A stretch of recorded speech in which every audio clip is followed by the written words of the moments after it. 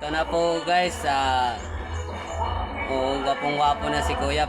Binihisan ko siya guys kasi ano na, yung amoy ng ano niya guys, damit ano na guys, iba na yung amoy kasi ilang simana na walang inis siya, hindi pa siya daw naliligo.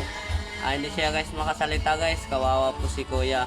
May kapansanan po.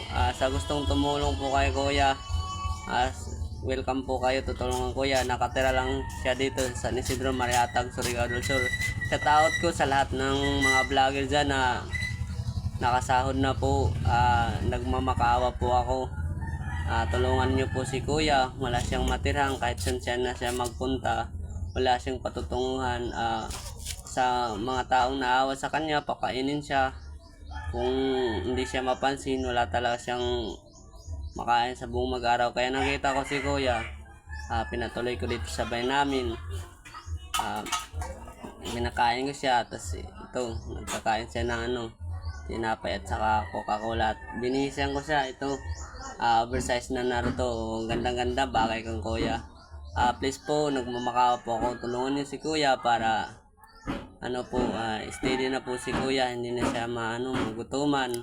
At saka papaano, lagi siyang busog. Ito po si Kuya, kawawa po. Si Kuya po Junzi ito, sa lahat ng nakakilala kay Kuya. Ito po si Kuya ngayon. Binihisan ko po si Kuya ng damit para maano na yung damit niya. Iba na naman kasi puno na ng pawis yung damit niya. Masama kasi yun kasi masisipunin siya. Yun yan. Wala siyang gupit-gupit. Na to siya guys, 54 plus no. Kawawa po, payat na si Kuya. Tinutulungan ko po si Kuya. Bibigyan ko si Kuya kung anong meron ako. Po si Kuya, naglalakad na. Hi, saan ka Kuya? Ginom ka Kuya tubig? Ito po, painom din po natin si Kuya. Naglalakad na si Kuya. Yan po guys, kawawa po, maglalakad siya ng walang patutunguhan. Yan. Yun na po guys, mag-inom si Kuya ng tubig kasi nauuhan na daw siya. Yan po guys.